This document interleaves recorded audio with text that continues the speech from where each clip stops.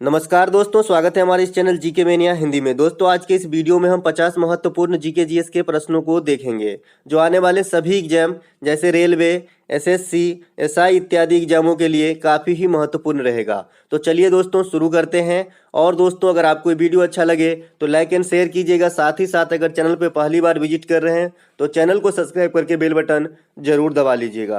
पहला प्रश्न है दोस्तों, सूर्य की परिक्रमा के दौरान पृथ्वी सूर्य से न्यूनतम दूरी पर किस माह में होती है? तो दोस्तों, सूर्य के परिक्रमा के दौरान पृथ्वी जो सबसे न्यूनतम दूरी पे होती है सूर्य से, तो ये होती है जनवरी माह में, और ये 3 जनवरी को होती है सबसे न्यूनतम दूरी पर। और इस घटना को उपसौर कहा जाता है। इस घटना को उपसौर कहा जाता है। वहीं सूर्य से जो पृथ्वी है सबसे अधिकतम दूरी पे जुलाई माह में होती है, 4 जुलाई को, और इस घटना को अपसौर कहा जाता है। तो आप ये दोनों ही प्रश्न नोट कर लीजिए। अगला प्रश्न देखते हैं दोस्तों, प्रधानमंत्री नरेंद्र मोदी ने अपने द्वितीय कार्यकाल ग्रहण करने के तुरंत बाद किस देश की यात्रा की थी? दोस्तों, प्रधानमंत्री नरेंद्र मोदी लगातार दूसरे कार्यकाल में बने हुए हैं। इनका पहला कार्यकाल 14 से 19 था, वह 2014 से 2019। वहीं दूसरा कार्यकाल 19 से 24 ईस्वी तक है। तो दोस्तों, जब ये द्वितीय कार्यकाल ग्रहण किए तो सबसे पहले मालदीव देश की यात्रा की थी। और मालदीव की राजधानी कहाँ है? माले। और ये एशिया में क्षेत्रफल के हिसाब से सबसे छोटा कंट्री है। अगला प्रश्न देखते हैं दोस्तों, मेरा इंडिया अभियान के तहत मलेरिया उन्मूलन का लक्ष्य कब तक रखा गया है? दोस्तों, मलेरिया जो एक प्लाज्मोडियम नामक परजीवी के द्वारा फैलता है मलेरिया, और इनके वाहक मादा एनीफिलीज मच्छर है। तो इस रोग से मुक्ति जो है उन्मूलन भारत में लक्ष्य रखा गया है 2030 ईस्वी तक। ऑप्शन नंबर सी यहाँ पे राइट आंसर हो जाएगा। अगला प्रश्न देखते हैं दोस्तों, केंद्र सरकार ने हाल में ही प्रवासी भारतीय केंद्र का नाम बदलकर क्या रख दिया है? दोस्तों, प्रवासी भारतीय केंद्र का नाम बदलकर अब हो गया है सुषमा स्वराज भवन। सुषमा स्वराज भवन भूतपूर्व केंद्रीय मंत्री रही है, और फिलहाल ये जो है वर्तमान समय में जो है स्वर्ग सिधार हो चुकी है। ऑप्शन नंबर बी यहाँ पे राइट आंसर है। तो इन्हीं के सम्मान में प्रवासी भारतीय केंद्र का नाम बदलकर सुषमा स्वराज भवन कर दिया गया है। अगला प्रश्न है दोस्तों, हाल में ही मारिया शारापोवा ने निम्नलिखित में से किस खेल से संन्यास लेने की घोषणा की है? दोस्तों, मारिया शारापोवा जो रूसी लेडी खिलाड़ी है और ये टेनिस की खिलाड़ी है, तो इन्होंने टेनिस से संन्यास लेने की घोषणा कर दी है। ऑप्शन नंबर ए यहाँ पे राइट आंसर हो जाएगा। अगला प्रश्न है, रोहतांग सुरंग का नाम बदलकर पूर्व प्रधानमंत्री अटल बिहारी वाजपेयी के नाम पर रखा गया, निम्नलिखित में से किन 2 स्थानों को जोड़ता है? दोस्तों, रोहतांग सुरंग का नाम बदलकर अब जो है अटल बिहारी वाजपेयी सुरंग हो चुका है। और ये रोहतांग सुरंग जो स्थित है दोस्तों, ये हिमाचल प्रदेश में स्थित है, और ये जोड़ने का काम करता है लेह से मनाली। ऑप्शन नंबर ए यहाँ पे राइट आंसर हो जाएगा। अगला प्रश्न है दोस्तों, बैंकिंग क्षेत्र में सुधार के बाद अब सार्वजनिक क्षेत्र के कितनी बैंक कार्यरत हैं? दोस्तों, बैंकिंग क्षेत्र में सुधार हाल में ही बहुत सारे बैंक जो बड़े बैंक है, छोटे छोटे बैंक को अपने में मर्ज कर लिया है, यानी विलय हो गया है। तो इस तरीके से अब सिर्फ 12 ही बैंक जो है सार्वजनिक क्षेत्र के शेष बचे हैं। ऑप्शन नंबर सी यहाँ पे राइट आंसर हो जाएगा। अगला प्रश्न है दोस्तों, अंतर्राष्ट्रीय जैव विविधता दिवस प्रतिवर्ष कब मनाया जाता है? दोस्तों, अंतर्राष्ट्रीय जैव विविधता दिवस जो है प्रतिवर्ष 22 मई को मनाया जाता है। ऑप्शन नंबर ए यहाँ पे राइट आंसर हो जाएगा। वहीं बात करें 1 मई की, तो मजदूर दिवस मनाया जाता है 1 मई को प्रतिवर्ष। 31 मई को तंबाकू निषेध डे मनाया जाता है, और 8 मई को रेड क्रॉस डे के रूप में प्रतिवर्ष मनाते हैं। अगला प्रश्न देखते हैं दोस्तों, मुक्त सार्वजनिक परिवहन प्रदान करने वाला कौन सा देश दुनिया का प्रथम देश बना? दोस्तों, मुक्त सार्वजनिक परिवहन जो सरकारी परिवहन है वो मुक्त रूप से जो प्रदान करने वाला दुनिया का प्रथम देश है, ये लक्जमबर्ग बन गया है। ऑप्शन नंबर डी यहाँ पे राइट आंसर हो जाएगा। अगला प्रश्न है दोस्तों, निम्नलिखित में से कौन सा देश G7 का सदस्य नहीं है? दोस्तों, G7 या G8 था पहले, बाद में रूस इससे अलग होकर पुनः G7 बन गया है। तो ये विकसित देशों का एक संगठन है। ये विकसित देशों का एक संगठन है जिसमें भारत शामिल नहीं है, क्योंकि भारत जो है दोस्तों ये एक विकासशील देश है और अर्ध विकसित देश है, पूर्णतः विकसित देश नहीं है। अगला प्रश्न देखते हैं दोस्तों, नई शिक्षा नीति 2020 के तहत 10+2 के शिक्षा मॉडल के स्थान पर किस पाठ्यक्रम को लॉन्च किया गया है? दोस्तों, नई शिक्षा नीति जो हाल में ही प्रस्तुत किया गया, तो इनमें 10+2 शिक्षा मॉडल के आधार पे 5+3+3+4 को जो है लागू किया गया है। ऑप्शन नंबर सी यहाँ पे राइट आंसर हो जाएगा। अगला प्रश्न देखते हैं, एस्टेरॉयड बेल्ट की उपस्थिति निम्नलिखित में से किन 2 ग्रहों के बीच पाई जाती है? दोस्तों, एस्टेरॉयड बेल्ट यानी क्षुद्र ग्रह जो है ये मंगल और बृहस्पति के बीच में पाई जाती है। ऑप्शन नंबर डी यहाँ पे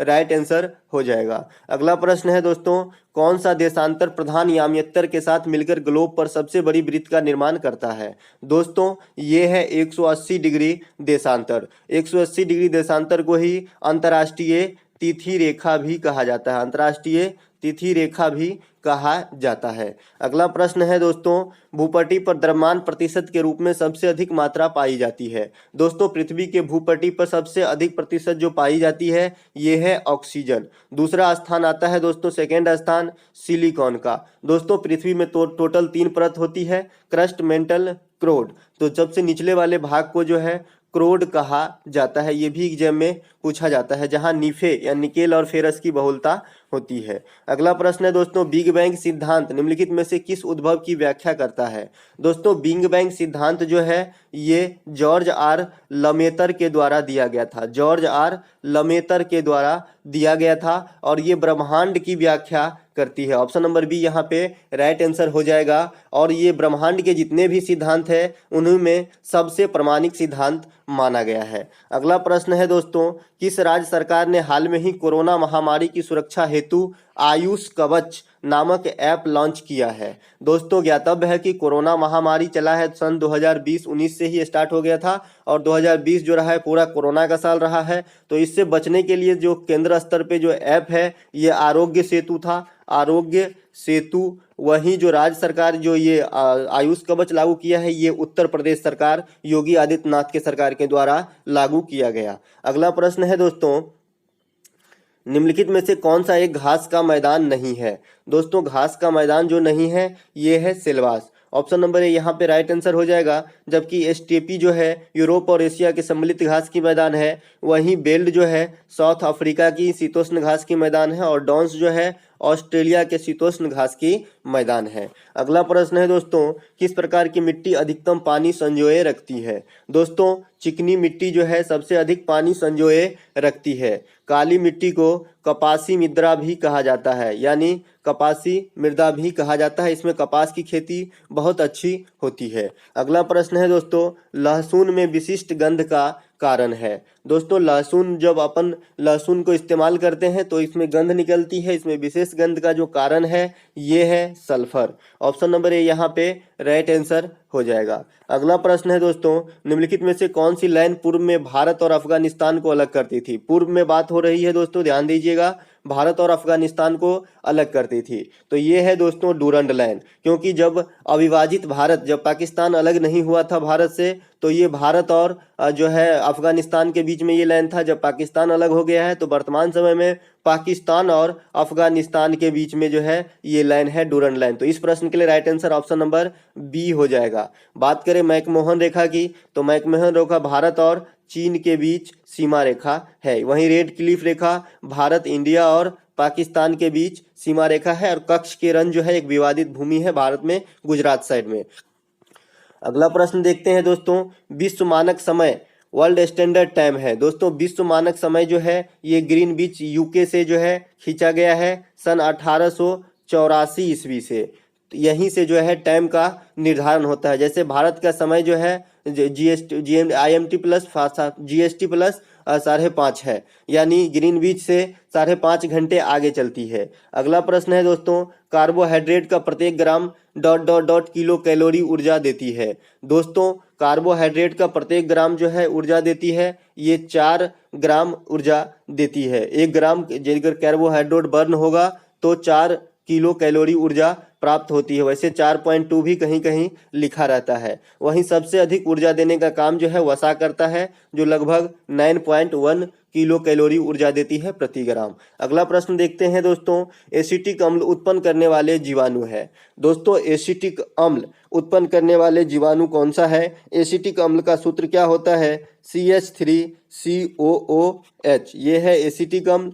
ये और इसको जो उत्पन्न करने वाला जीवाणु है ये है मैकोडर्मा नामक जीवाणु से एसिटिक अम्ल की जो है उत्पत्ति होती है। वहीं बात करें लैक्टोबैसिलस की, तो ये दूध से दही जमने में जो है उपयोगी सिद्ध होता है। कोलेस्ट्रीडियम से जो होता है दोस्तों, ये टेटनस नामक बीमारी होती है। और एजिटोबैक्टर जो है ये नाइट्रोजन स्थिरीकरण में भाग लेता है। अगला प्रश्न है दोस्तों, प्रथम ज्ञानपीठ पुरस्कार निम्नलिखित में से किस भाषा के लेखन के लिए दिया गया था? दोस्तों प्रथम ज्ञानपीठ पुरस्कार साहित्य के क्षेत्र में दिया जाता है 1965 ईस्वी से। तो ये प्रथम बार जब शंकर कुरूप को दिया गया था, जयशंकर कुरूप को दिया गया था, तो ये मलयालम भाषा के लिए दिया गया था। ऑप्शन नंबर बी यहाँ पे राइट आंसर हो जाएगा। दोस्तों बात करें हिंदी में ज्ञानपीठ पुरस्कार कब मिला, तो 1967 ईस्वी में मिला था हिंदी भाषा के लिए। सबसे पहले 1965 में मलयालम भाषा के लिए दिया गया था। बात करें 2019 में ज्ञानपीठ पुरस्कार ए नंबूदरी को जो भी दिया गया है, तो ये भी मलयालम भाषा के लिए ही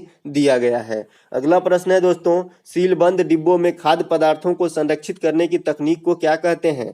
तो ऑप्शन में जो है दोस्तों, इसमें से सीलबंद डिब्बों में जो खाद्य पदार्थ को अपन संरक्षित करने के लिए बंद करते हैं, तो इसे कैनिंग कहते हैं। ऑप्शन नंबर बी यहाँ पे राइट आंसर हो जाएगा। वहीं आप ऑप्शन नंबर 1 में जो टैनिंग देख रहे हैं, ये चमड़ा को, जहां चर्म शोधन कारखाना होती है, तो उसे जो सूक्ष्म जीवाणु द्वारा कमाने का काम करते हैं, तो उसे टैनिंग कहते हैं। अगला प्रश्न देखते हैं दोस्तों, अमरबेल निम्नलिखित में से किसका उदाहरण है? दोस्तों अमरबेल से सभी परिचित होंगे, जो किसी भी पेड़ पे अपना घर बना लेता है। तो ये एक प्रकार का परजीवी है, पैरासाइट है। ऑप्शन नंबर बी यहाँ पे राइट आंसर हो जाएगा। अगला प्रश्न देखते हैं, उपभोक्ता सुरक्षा कानून 1986 क्यों बनाया गया? दोस्तों उपभोक्ता सुरक्षा कानून 1986 में बना था, तो ये बना था ग्राहक की शिकायत को सरल और तीव्र गति से कम खर्च में दूर किया जा सके। ऑप्शन नंबर सी यहाँ पे राइट आंसर हो जाएगा।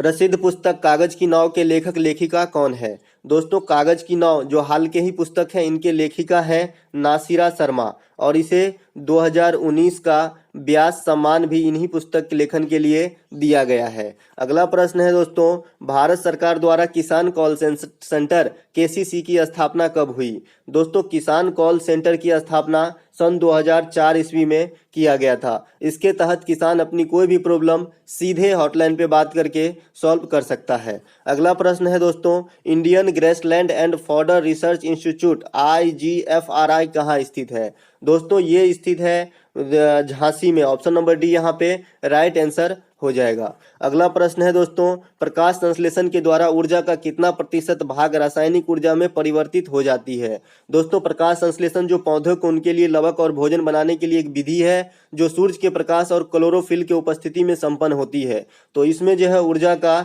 1 से 10%, ऑप्शन माफ कीजिएगा, 1 से 10% जो है रासायनिक ऊर्जा में परिवर्तित हो जाती है। ऑप्शन नंबर सी यहाँ पे राइट आंसर हो जाएगा। अगला प्रश्न देखते हैं दोस्तों, अगला प्रश्न है, मौलिक अधिकारों के अंतर्गत कौन सा अनुच्छेद बच्चों के शोषण से संबंधित है? दोस्तों बच्चों के शोषण से जो संबंधित है, ये ऑप्शन नंबर बी यानी अनुच्छेद 24 जो है बच्चों के शोषण से संबंधित है। इसके अनुसार जो है 14 वर्ष से कम उम्र के कोई भी बच्चे किसी कल कारखाने में काम पे नहीं लगाया जा सकता। ऑप्शन नंबर ए अनुच्छेद 17 जो है ये व्याख्या करता है अस्पृश्यता का अंत। अनुच्छेद 32 जो है संवैधानिक उपचारों का अधिकार, वह अनुच्छेद 226 जो है इसके तहत हाई कोर्ट जो है 5 प्रकार का रिट जारी करता है। अगला प्रश्न है दोस्तों, स्वतंत्र भारत की प्रथम मंत्री परिषद में शामिल एकमात्र महिला मंत्री कौन थी? दोस्तों स्वतंत्र भारत की जो प्रथम मंत्री परिषद बनी थी, तो उसमें एकमात्र महिला शामिल थी, ये थी राजकुमारी अमृता कौर। केंद्रीय मंत्रिमंडल में कोई मंत्री पद पर बैठने वाली प्रथम महिला कौन होगी? तो राजकुमारी Amrita Kaur. Option number A यहाँ पे राइट आंसर हो जाएगा। अगला प्रश्न है दोस्तों, चिनार वन्य जीव अभयारण्य बिहार अवस्थित है? दोस्तों चिनार वन्य जीव बिहार जो अवस्थित है, यह अवस्थित है केरल में अवस्थित है। ऑप्शन नंबर सी यहाँ पे राइट आंसर हो जाएगा। अगला प्रश्न है दोस्तों, संचार उपग्रहों में पृथ्वी के स्टेशन से सिग्नल ग्रहण करके विभिन्न दिशाओं में भेजने वाला यंत्र है? तो दोस्तों ये यंत्र है ट्रांसपॉन्डर। ऑप्शन नंबर डी यहाँ पे राइट आंसर हो जाएगा। वहीं ट्रांसफार्मर क्या है? वोल्टेज को कम ज्यादा करने वाला एक उपकरण है, और ये ओनली AC वोल्टेज में काम करता है। रेक्टिफायर है दोस्तों AC टू DC कन्वर्ट करने वाला एक यंत्र है। अगला प्रश्न है दोस्तों, स्टॉक फार्मिंग क्या है? तो स्टॉक फार्मिंग क्या होती है दोस्तों? पशुओं का प्रजनन जो है स्टॉक फार्मिंग के अंतर्गत किया जाता है।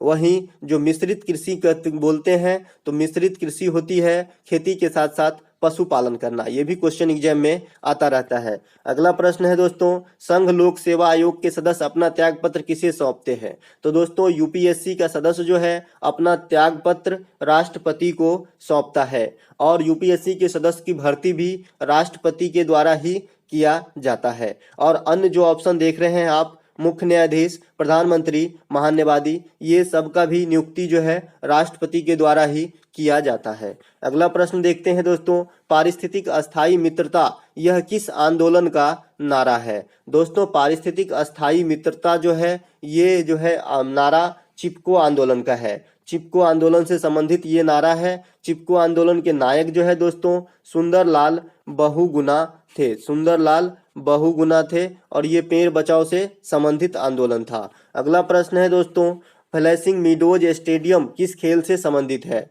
दोस्तों फ्लैशिंग मीडोज स्टेडियम जो है ये टेनिस खेल से संबंधित है। ऑप्शन नंबर सी यहाँ पे राइट आंसर हो जाएगा। अगला प्रश्न है दोस्तों, निम्नलिखित में से कौन सा कथन हीमोग्लोबिन के संदर्भ में सत्य नहीं है?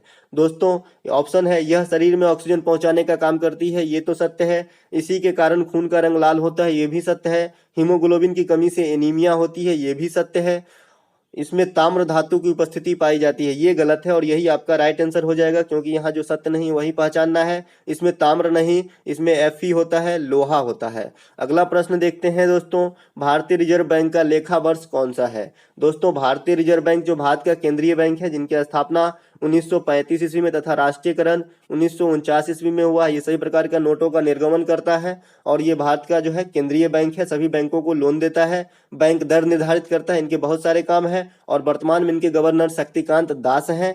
तो इनका जो वित्तीय लेखा वर्ष है ये है दोस्तों जुलाई से जून तक, जुलाई से जून तक। अगला प्रश्न देखते हैं दोस्तों, कुष्ठ रोग के जीवाणु की खोज किसने की थी? दोस्तों कुष्ठ रोग के जीवाणु की खोज जो है हैंसन नामक वैज्ञानिक ने किया था। ऑप्शन नंबर डी यहाँ पे राइट आंसर हो जाएगा। एडवर्ड जेनर जो है ये चेचक के टीका का खोज किया था। अलेक्जेंडर फ्लेमिंग जो है ये जो पेनिसिलिन की खोज किया था और जोनास साल्क पोलियो के टीका का खोज करता है। अगला प्रश्न देखते हैं दोस्तों, अगला प्रश्न है, किस शासक को बदायूं ने इस्लाम विरोधी कहा था? दोस्तों बदायूं इस्लाम विरोधी कहा था अकबर को। ये मुगल वंश के तृतीय शासक हुए। मुगल वंश की स्थापना बाबर किया था फर्स्ट शासक, बाद में हुमायूं आए सेकंड, तृतीय हो गया अकबर और चौथा अकबर का बेटा जहांगीर सलीम। तो दोस्तों बदायूं ने इस्लाम विरोधी कहा था अकबर को। ऑप्शन नंबर सी यहाँ पे राइट आंसर हो जाएगा। अगला प्रश्न देखते हैं, पौधों में प्रोटीन निर्माण के लिए आवश्यक तत्व कौन सा है? दोस्तों पौधों में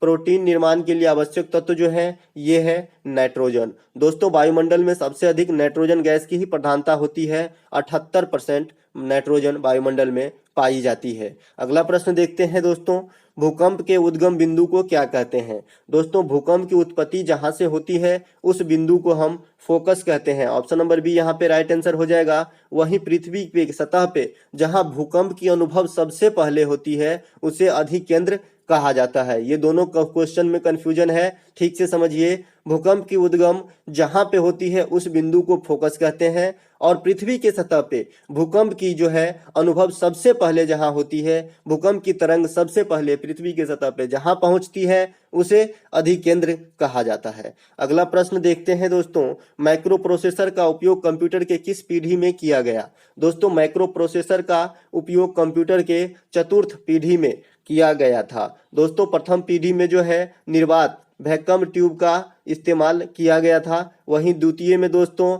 ट्रांजिस्टर का उपयोग किया गया था। तृतीय में आईसी चिप का उपयोग किया गया था और चतुर्थ में माइक्रो प्रोसेसर का उपयोग किया गया था। दोस्तों वर्तमान समय में जो कंप्यूटर प्रचलन में है ये चतुर्थ जनरेशन और फिफ्थ जनरेशन के कंप्यूटर प्रचलन में है। अगला प्रश्न है दोस्तों, बृहद तेल उत्पादक क्षेत्र बाकू का राजधानी कहाँ है? दोस्तों बाकू एक तेल क्षेत्र है, इसका राजधानी अजरबैजान है। ऑप्शन नंबर बी यहाँ पे राइट आंसर हो जाएगा। और अजरबैजान समुद्र तल से सबसे निचले स्तर पे स्थित राजधानी क्षेत्र है। वहीं समुद्र तल से सबसे ऊंचाई पर स्थित राजधानी क्षेत्र जो है बोल्विया की राजधानी लापाज है और सबसे निचले स्तर पे बाकू की राजधानी अजरबैजान है। अगला प्रश्न है दोस्तों, प्रसिद्ध बृहदेश्वर मंदिर जो राजराज प्रथम ने बनवाया था किस राज्य में स्थित है? दोस्तों बृहदेश्वर मंदिर तमिलनाडु के तंजौर में स्थित है। तमिलनाडु के तंजौर में स्थित है, जो राजराजेश्वर के द्वारा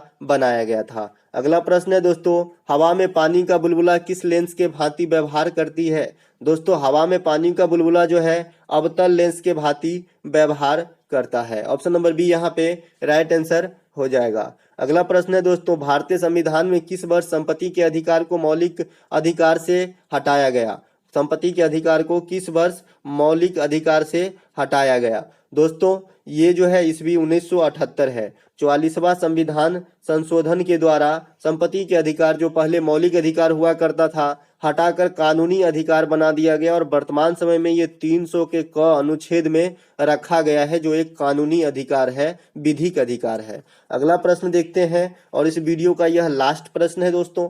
अगर आपको अच्छा लगे तो लाइक एंड शेयर जरूर कीजिएगा। निम्नलिखित में से गलत मिलान को पहचाने। मरियाना खाई, प्रशांत महासागर, सुंदा गर्त, हिंद महासागर, बरमुडा ट्रायंगल, अटलांटिक महासागर, इनमें से कोई नहीं। दोस्तों, इस क्वेश्चन के लिए right answer option number D हो जाएगा, इनमें से कोई नहीं, क्योंकि सभी सुमेलित है। मरियाना खाई जो दुनिया की सबसे गहरी वाली स्थल है, प्रशांत महासागर में स्थित है। सुंदा गर्त भी हिंद महासागर में स्थित है। बरमुडा ट्रायंगल अटलांटिक महासागर में स्थित है। तो इस क्वेश्चन के लिए right answer option number D हो जाएगा। चलिए दोस्तों, आशा करते हैं कि आपको ये वीडियो अच्छा लगा होगा।